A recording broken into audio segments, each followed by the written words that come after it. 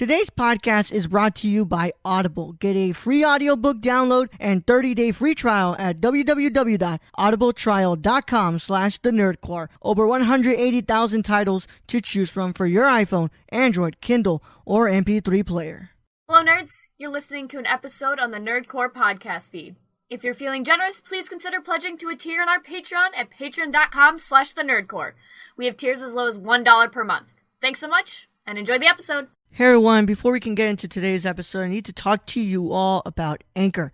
Anchor is the easiest way to make a podcast and is the platform I've been using for over 2 years. Anchor is easy because it's free, includes creation tools on your tablet or phone from the get-go, rewards creators with sponsorships with no minimum listenership, and best of all, they distribute your podcast to places like Apple Podcasts, Spotify, Google Podcasts, Stitcher, and many more. So if you want to make a podcast, you should download the Anchor app or visit anchor.fm. Now let's get into today's episode.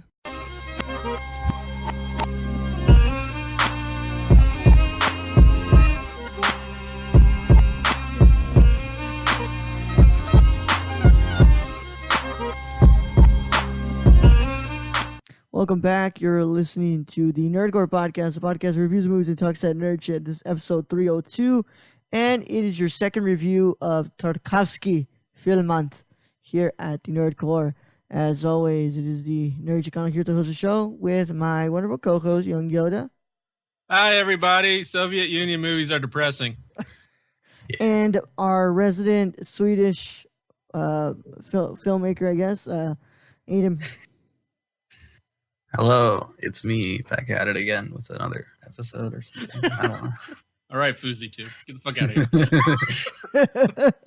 here. All right, today we're going to talk about quite a movie, don't you guys? I think that's how I got to say this it. Was real interesting. That's a good description of it. Yeah, and what's it called? This is the last movie from Tarkovsky, which is funny because it's not funny, but it's, you know, we're talking about in like the second movie that we're doing this week, but that is the luck of the coin toss. I will say it's he did very different styles. I mean, Stalker was far different from this movie. Mm-hmm. Yeah. This is just like, I don't know. I can't wait to talk about this, but how are you guys doing today? Pretty good. How are you? Pretty good, my friend. Pretty good. We're getting ready for that Watchmen finale, right, Brad? Hey, yeah, I'm going to watch that tonight. I just caught up to, actually, or did I just watch it? It hasn't come out yet. The new one? It just dropped out. How many episodes? This is the last one. It's the finale at 8. Oh, then I just watched it. Oh, no, because, wait, I'm sorry. I think it's 9 episodes, right? Oh, okay. If it's 9 episodes, then I haven't watched the 9th episode. Okay, cool. Yeah. Unless somebody dropped the ball again at HBO. I don't know. I caught up. Okay. That's all I know. I watched all that were on HBO at the time. Yeah. Very disappointed that there's no big blue dong. You know, but that's what happens. But Ayden, who knows nothing about there was a big dong. I mean. Well, yeah, there was, but not. It's not hanging off a phallic region of. It's not a blue body. No. No, it's not a blue body. It's not hanging off the phallic region. But yeah, Ayden is looking forward to. Are we talking about Bergman? Are we talking about Persona now? What are we doing? Imagine Watchmen directed by Bergman. Just dick in your face. Oh my God, Ingmar. But yeah, dude, what's it called? Ayden, you're waiting for the finale. Today's the finale of Mr. Robot? And I think there's one or two more after tonight's episode. But it's really wrapping up. Yeah. So many great shows are ending. Yep. It's sad. Pretty sad. Yeah, this season has been fucking wild. Yeah. I just I finished Silicon Valley last week. And the whole season was great, except the ending was kind of meh. Meh? You know? Oh, man, that really sucks. But look, without further ado, we're going to go ahead and get into it and talk about this movie. Because I feel like we're going to have a lot to talk about with this movie. Yeah. So it is 1986, which means it is far after the 69 cutoff date. So, you know, if you're listening past a certain point, that means you are done. You are ready for spoilers and you don't care. So, you know, listen at your own discretion, I guess. So, let's go ahead and get into this in a 5, 4, 3, 2, 1. All right, Ayden, can you introduce us to Andrei Tarkovsky's last film, The Sacrifice? All right. The Sacrifice, or the Swedish pronunciation is Offret, I guess, is a 1986 drama film directed by Andrei Tarkovsky, which would be his last film. Starring Erland Josephson, it centers on a middle-aged intellectual who attempts to bargain with God to stop an impending nuclear holocaust. The Sacrifice was Tarkovsky's third movie as a Soviet expatriate after Nostalgia and the documentary Voyage in Time, and it was also his last as he died shortly after the completion. And like 1972 Solaris, it won the Grand Prix at the Cannes Film Festival. The Grand Prix. Grand Prix. Yeah. Our French listeners were really sorry about that. Yeah, I'm not French whatsoever. Sorry, guys. Well, you're not Swedish either, but you know how to pronounce that. You know. French films. A very interesting thing about this movie, it is shot by Ingmar Bergman's cinematographer, yes? Yeah, Sven Nykvist. So Yes. you get a lot of... Yeah, you can tell. Yeah. Oh, yeah. But it's also in color, I guess, so it's kind of nice. A little different. How A little he different. Yeah. does that. You also get one of Ingmar Bergman's kind of actors, I guess, in Erland Josephson, who was in The Magician. I've never seen The Magician. It's an interesting one. A little weird, but I think it's also in Scenes from Marriage, if I saw that right. Yeah. Is he in that? Oh, crap. Okay. He's Johan, I guess. I haven't seen He's Johan. All right. Yeah, And, so that dude. Hour of the Wolf is Yeah. too, right? Well, it's crazy. I couldn't notice it. I guess he's just without the beard. I just don't know. I just don't recognize him. Yeah. Yeah, because in Scenes from a Marriage, he's rocking that beard the whole time. Hell yeah. So, yeah. So, also, I found out this was not shot in Faro, or however you spelled it.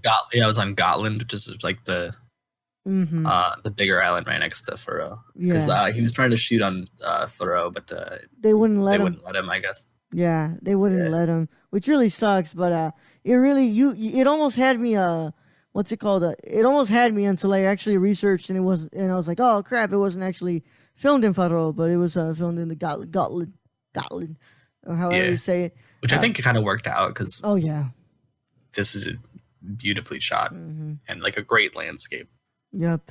Also, this is the movie famous for for that wonderful what's it called thing that delayed the production where the camera jammed. You got built 2 houses. So, yep. That's gotta suck so much. That's gotta suck so much. So what's it called? I read. So last week we talked about Stalker. How Stalker is the first roll of film. It was improperly developed, so he had to reshoot the movie. And then on here in the Sacrifice or Offret, it was the camera jams during the house burning scene, so that basically renders it useless. I mean, if this is Tarkovsky's just lot in life, he probably just died from stress. Pretty much. Honestly, yeah.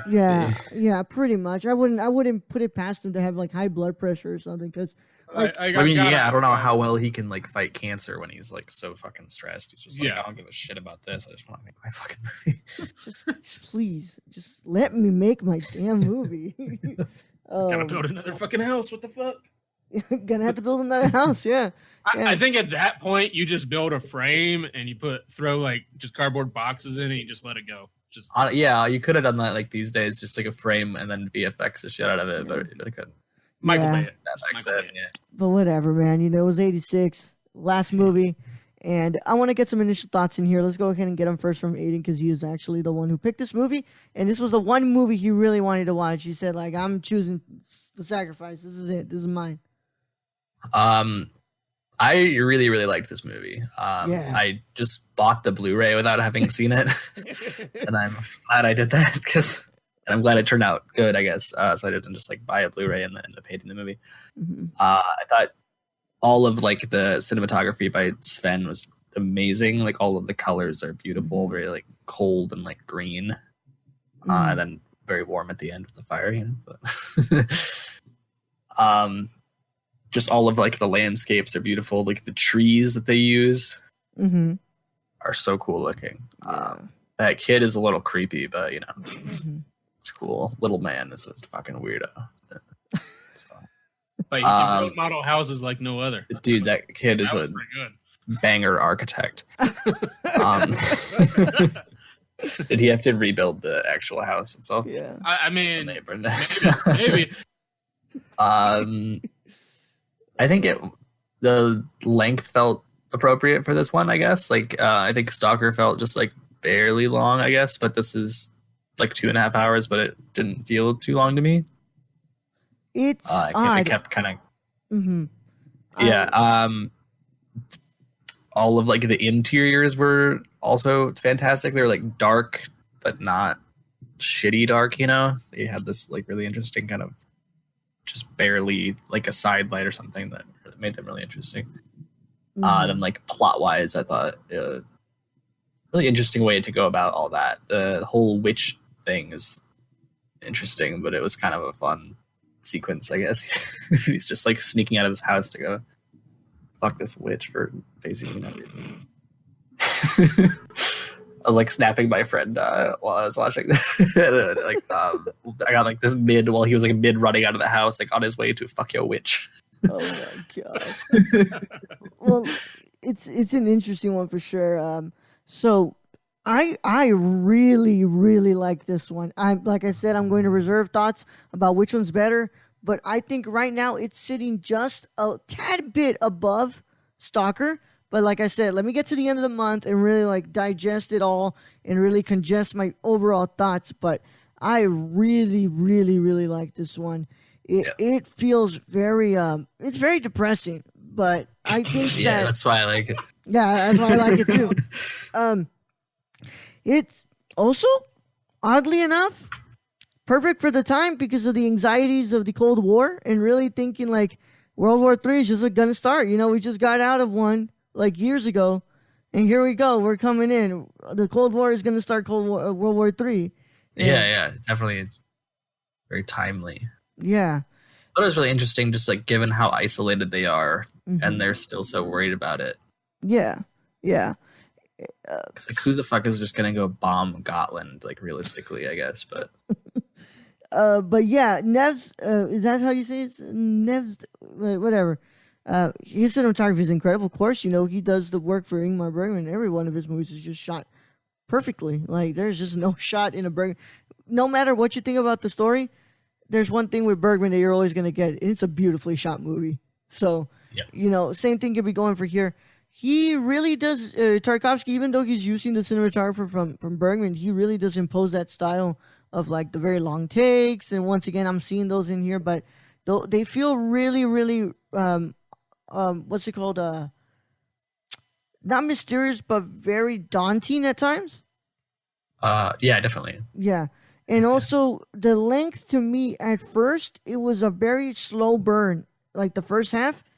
And then it ramps up in the second half, and I think that's on purpose because obviously, what's it called? This guy is having a panic attack, you know, over like what's about to happen to him, what he thinks is about to happen, and once it clicks for him, that's when he starts to, you know, just like completely go off the rails, and it's really interesting. Brad, what are your initial thoughts? Just kind of going how you started. I just gotta say I preferred Stalker over this one. Of course, you probably figured that out. Yeah, we're sci-fi nerd, though. Yeah, and this was, like you said, a slow burn for me. So it took a little longer for me to get into this one. I did at the end. So I agree with you there. Also, I got to say, Kurosawa has some of the best shot black and white for me.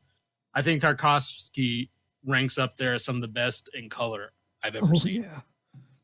Yeah, especially for this time period. Just like, I don't see a lot of 80s movies that look beautiful to me. Yeah. But this one was a fucking banger. Just every shot was just like, oh. So the cinematography is out of this world. The music, or sometimes the lack of. And it's you can feel his anxiety. You can feel Alexander's anxiety. And was the doctor banging like everyone in that house? Like Victor? Yeah. He was banging the mom and then Julia, the daughter. And some of this why I probably prefer Stalker. I like understood a lot of Stalker. In this one, some of the stuff Tarkovsky did, I'm just wondering, like, I kind of question like why he did that. Like, you get the ambulance like that shows up right away and just takes Alexander to the mental hospital. It like doesn't check on anyone else if like anybody was on fire or shit. No, it's just like Alexander, Get in the back. Yeah, no, they can tell you just like they just call the ambulance, like, yo, my husband just burned my house down. Get this motherfucker. Yeah. And you wonder like who called because the phone's in the house and it's ringing. Yeah. And then obviously there's just stuff like that and his choices on how to do stuff. And then like the postman, has to be the greatest wingman of all time. Like, yo, bro, take my bicycle. Like, go ahead. Yeah, I love how he pulls the prank too. In the beginning, the prank with the rope. That was, which ends up breaking the spokes, which is why he gets it caught in his pants and he falls in the mud. Yeah, and I liked some of the religious symbology, like the whole washing of the hands, kind of the whole washing of the feet stuff. Yeah. So, and that's where I couldn't understand if Maria was like Ayden said, a witch or an angel or what. All I could figure out is they were floating in the bed and doing spirals, and I'm like, damn. I forgot about that. That was some wild shit. Like that hasn't happened to me yet, so I'm kind of perturbed at my wife. Yes. I've been lied to. Yeah. So this one, it's just also like Brad even messaged me and he goes, I was telling him like, oh man, like this one was definitely out there, and he's like, it feels like a love letter to Bergman. It really does. Every shot, like the landscapes, the nature shots, it's Bergman. It's that, and I get it now. It's a cinematographer, so fucking duh. Yeah. But I also feel like it's Tarkovsky. Like he's aware he's gonna die. I mean, he has to be aware, and he's kind of like here, like this is the one guy who I pretty much idolize and the one man who I really do care about what he thinks about my movies, and my time is very limited on this earth, so I kind of just want to say thank you in the one way that I know how, but also leave it as a dedication to my son so that way he can do what he can with my legacy. Yeah. I think it's definitely a fitting ending for his career.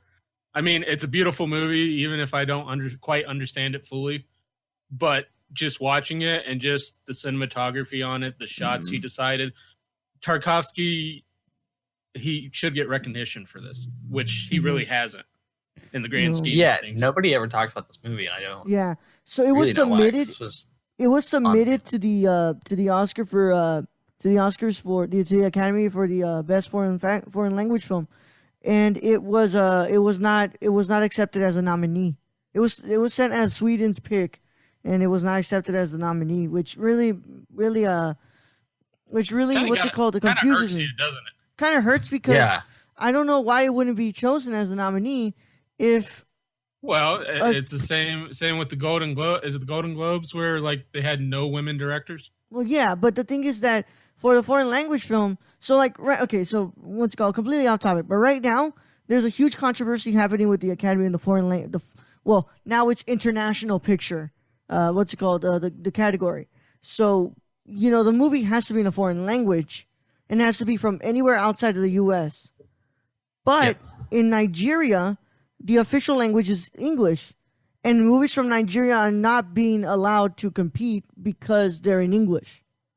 So there's a huge controversy happening right there. So I start to think, why wasn't this accepted as the nominee if it was, it's not that it wasn't nominated, it wasn't accepted as their pick for Sweden. Is because the film is primarily in Swedish. There's some instances of French and English, but the movie is primarily in Swedish.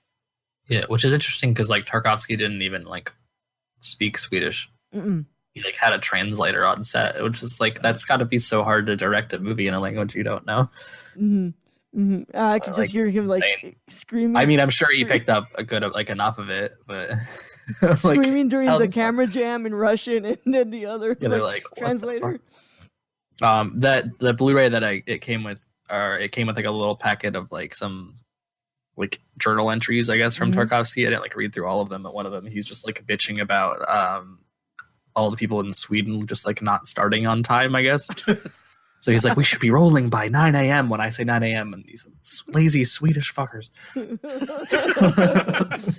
That's a Russian for you. In modern Russia, we start at 6 a.m.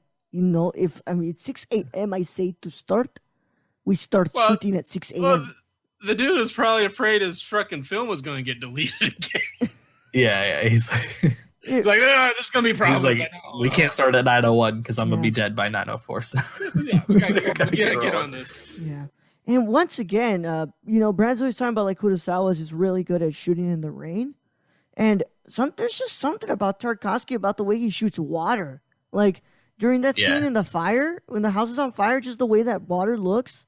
It's like, holy. Oh, it's unbelievable. It's unbelievable. Also, just that scene, such a sad, because the house is literally on fire. But oh my God, this looks so beautiful. Surprisingly, I like the scene before he started the fire when it was a slow build because he was just picking up the chairs. Mm-hmm. Yeah. And he was picking up the wicker chairs, and then he couldn't get he was having trouble with the other one. Tablecloth to light a fire, and just watching that, and you already know what's going to happen. Yeah. But just the steps he was taking to do that, you're like, this is kind of cool. Yeah, I was really nervous that somebody was going to come in, because after that first match didn't quite burn, I was scared. I was like, oh crap, is this not going to work? Well, there's an issue though, because like even on Wikipedia, when you go the image, it's a house on fire. So, I mean, you kind of know that 1 + 1 equals 2. Yeah, you know that house about to burn down. Well, what's it called? Connect 1 and 2, and you get 3. The house burning. But yeah, it's also really interesting. The first words I believe the first words you see are from the opening of the book of John. What's it called? That quote. Trying to get it here. I'm sorry. In the beginning there was word, right? Yeah. In the beginning was the word, and this does have a lot of religious symbolism. I think a lot of, especially the whole idea of a sacrifice. That nothing can be created until you have to sacrifice something, really. And that scene where he's just pleading him, like the tears like just reflecting on his eyes in that very dark room. And she's like, I'll do anything you need me to do. I will say goodbye to my family. I'll what's it called? I'll get rid of little man. I'll burn my house down. Just make sure that this does not happen. And also, by the way, the mom, the I believe Julia, right? Just her scene of her just crying. No. Julia was the daughter. Sorry, the mom. What was her name? I'm terrible at names. I know faces. The one who totally flipped out. Yeah, just her absolute breakdown of despair, and she finds out like what's gonna happen, and just her like it felt 100% like very not daunting, but I felt really anxious just watching her just break down, and them having to give her like an injection of I believe like probably some drug to calm her down, and that was really intense shit. Yeah. But I liked how he was forcing that on all the females, and all the males. They're like, "Nah, we're going." Yeah, I'm just gonna have a drink, and then the other guy didn't even do shit. He's like, "I'm good." But he's like, "Oh, it's like you really need this." And yeah. Dude, I was so fucked up. But like the girl's like, or like I think Julia. She's like, "Oh, I don't need it." Like, I straight up don't need this, and he's like, "Nah." I'm like, dude. It's creepy, man. Bro. Like, she's like straight up like, I don't need this. Like, I'm good. I'm not feeling bad. He's like, oh, you're gonna need it later, and it's just like, just might as well just take it. And like, that's so creepy, man. It's fucking Cosby in this, goddamn. Yeah, pretty much, dude. Pretty much. But once again, every shot, every part of this movie just feels like poetry to me, man. It's just, it's like you're watching some form of like, just. Every twist and turn of the camera, it just feels so like poetic and very symbolic of just something. I just wish Tarkovsky would get to the point sooner sometimes. That's the thing, but though. That's what we figured out in Stalker was, and you even told me he starts it off slow, so people who are coming to the movies, they don't have to pay attention. Yeah, so they can get out if they're in the wrong movie theater. I only make movies for 2 people. I only care about the opinion on my movies of 2 people. One name is Brisson and the other is Bergman. Yeah, there ain't no Brad in there, so you don't care. Ain't no Brad. He Ain't don't no give Brad a shit Singh. about you, Brad. No, he doesn't Nope. care about you, Brad. Which is fine. Which, I mean, I get it. Different styles. And I was entranced by, like you said, the point where he's doing the prayer and all that. That's really when it starts to pick up and you start to see it. Also, as another weird choice Tarkovsky made in this, was at the end when Maria just runs, grabs the bike. I don't know if it was her bike or not. She just fucking stole that thing. It just rides off, and the ambulance is coming. You're like, oh, she's going to stop the ambulance. Alexander's going to get out, and they're going right off. It was kind of like that. And then, ambulance goes by. She spots Little Man, and he's just freaking watering the tree. And she's like, hey, he's fine, and rides off. Yeah, do he's you, like, do you think that's more like do you think that's more Tarkovsky saying like he basically made a deal with the devil instead of God, you know? Because like he just takes that thing, just doesn't even regard his life and just leaves. It's like he doesn't even care about what's going to happen to him. Oh, and I mean, he literally sacrificed everything because, he thought he was going to die in a nuclear holocaust. He thought his family was going to die. Yeah. And from that, he basically lost his mind too. Pretty he's much. like, well, fucking the switch saved me. Yep. But man, damn Maria. Yeah, I mean, it was good sex at least. So some we just held him down. Like, don't worry, everything's gonna be fine. Him just crying, like just like so scared. Like you could hear every amount of fear in that man as he's going like. It's like, God, man, you are really like petrified here, man.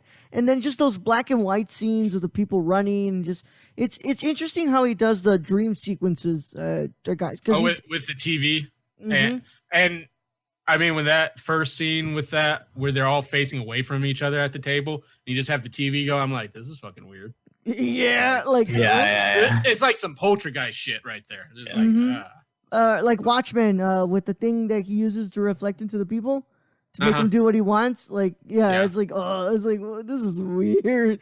But yeah, dude, this is this is definitely one I need to rewatch to really get more down to the point of what he's trying to say. The thing is that with Stalker, at least I kind of felt an idea of what he was trying to say. In this one is tough. This one's really tough. But I think that he does that intentionally because if this is the one he's going to go out on, might as well be the one that we're talking about till this day, trying to figure out what it's about. He pulled a Bergman. Yeah. Bergman persona. Pulled that. He really did pull out Bergman persona, but, but I agree with what you said, Brad. Just the whole time it feels like his way of saying thank you to Bergman for, what he did for him to make him get so into making movies and just a big thank you to him and his love letter to him. I just feel like Tarkovsky should be more well known than he is. Yeah. And I brought this up in the Stalker review. The fact that Ayden or you or I had never watched a movie and we come from all kind of different levels of movie fandom. The fact we never saw Stalker or Sacrifice or any of his movies is just really weird. Yeah. Yeah, especially like going through like film school. Exactly. I was about to bring that up. Like he gets like mentioned, and like we almost watched one of his movies in one of my classes, but then the professor's like, "Oh, you guys aren't ready for that," or something. I don't know. But I'm like, okay, now I want to see this. But show us Michael Bay's Bad Boys, right? Yeah, we watched fucking Bad Boys 2 in my fucking one of my classes. I'm like, why the fuck are we watching this? What the fuck is this shit? I think one day we watched Toy Story. I'm like, bro, I get that you're trying to show us like other styles exist, but we've already seen this. We watch this dude, like, we grew up with these fucking things. It's like Bad Boys 2 is always shown on FX, and then Toy Story. It's like if I wanted to watch shitty movies, I think that sucks that I like had to pay to watch that. Hey, but at least that one scene with Reggie when he comes to pick up the daughter to go on a date with that girl. Oh, that poor it's kid. Pretty good. Yeah. That poor kid was scared shitless. How old are you? Never acted again. 15. You at least look 40. You look 30, bro. I mean, he did. You really did look 30, bro. But yeah. Martin Lawrence didn't have to go as hard as he did, though. Yeah, he really didn't have to, but you did go pretty hard. What's it called? There ain't gonna be no fucking tonight. Oh, I love that scene. Which was not in The Sacrifice, by the way. No, There was fucking. There was. There was, and I'm like And- that and one- nudity and Oh, that was some out of nowhere nudity from Yeah.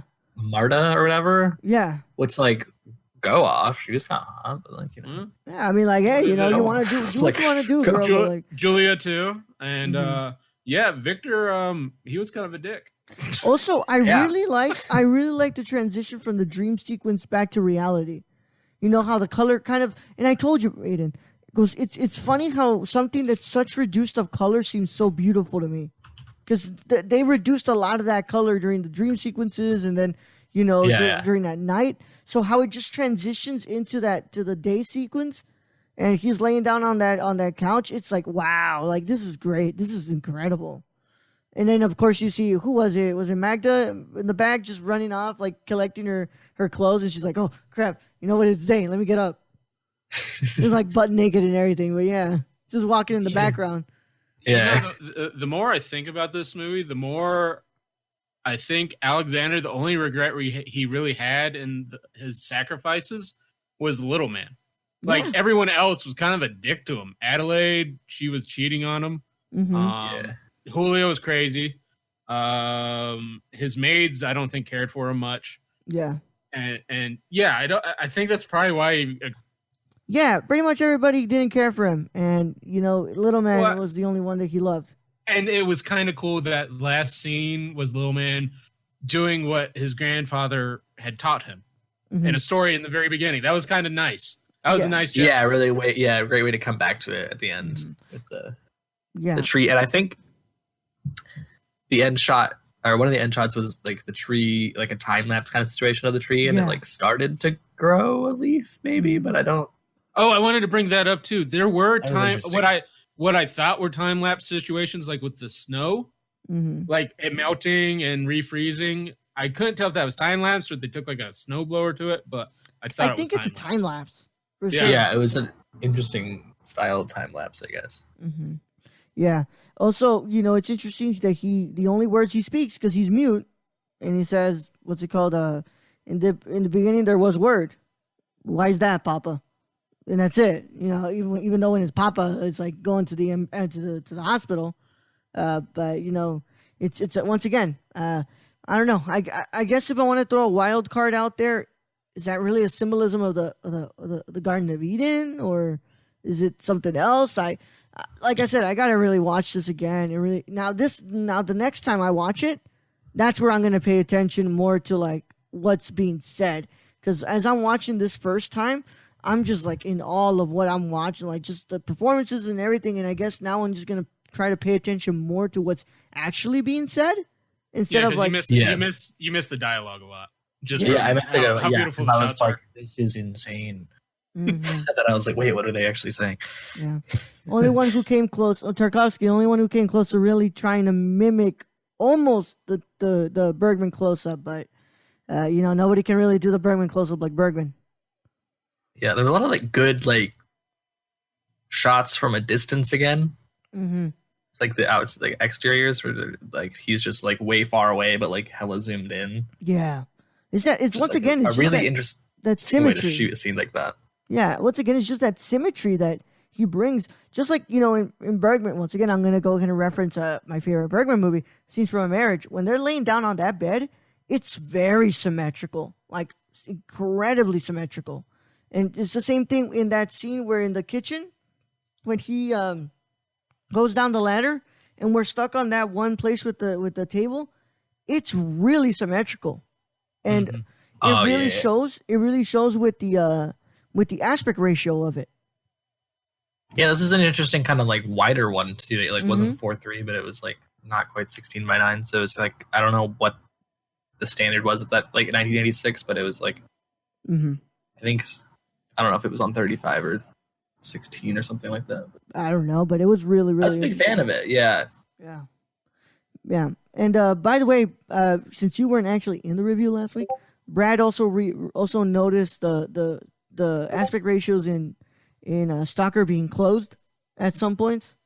Like he said, like, oh crap, like it's actually closed and then it reopens. Yeah, it's- just some of the scenes where he's like going through the rooms, like you can tell either they get closer or they get wider. It just, it's kind of he did a lot of visual like trickery in Stalker. Yeah. Well, I believe if that's all we can say, then I think that is a good place to finish up. That Perfect timing. Of Before course. Mr. Roma.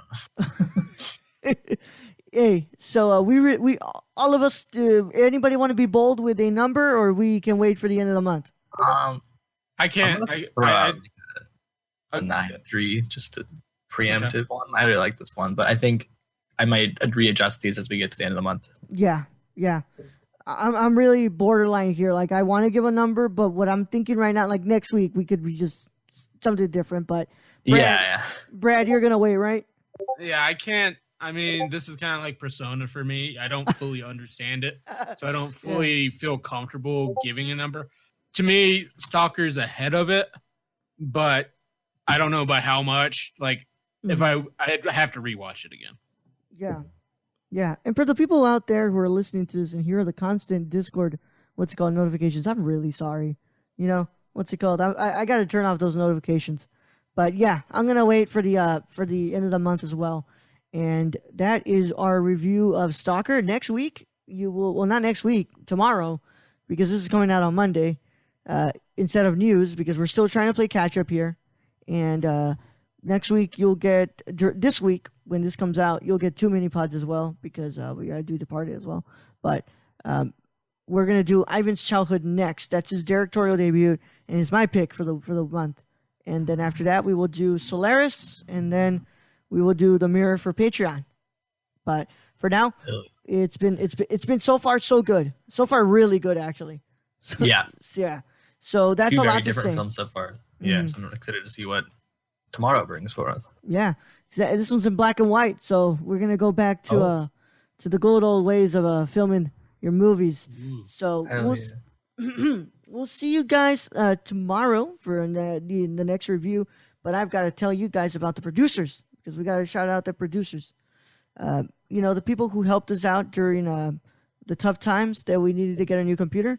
You guys are producers for this month, this whole month. And I've got your names right here. We've got Ninja Flippy. All of these are Twitter, by the way. Man Captain Pokey. Esports Phoenix. Literally Nico. Emeris. Those two are nowhere because we just got the name and that was it. From Twitch. Pages Beeston.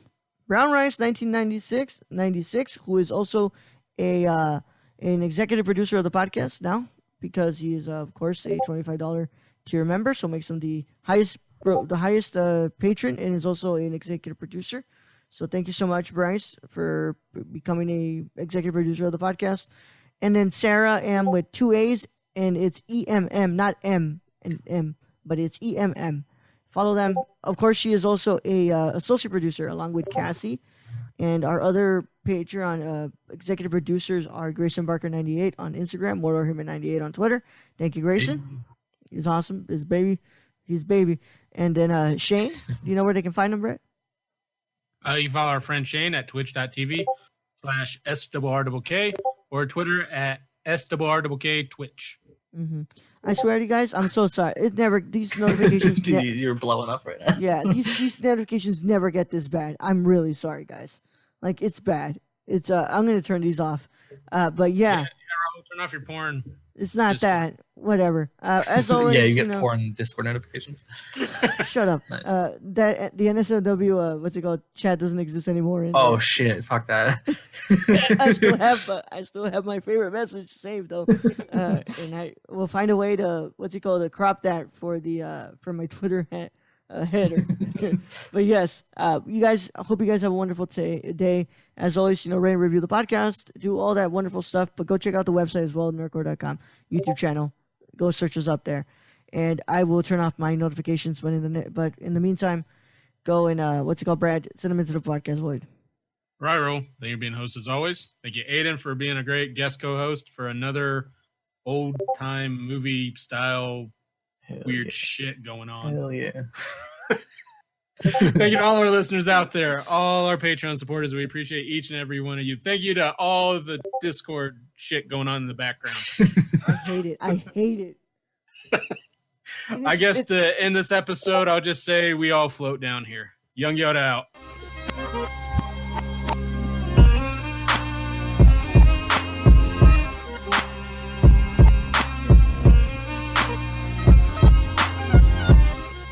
Bye.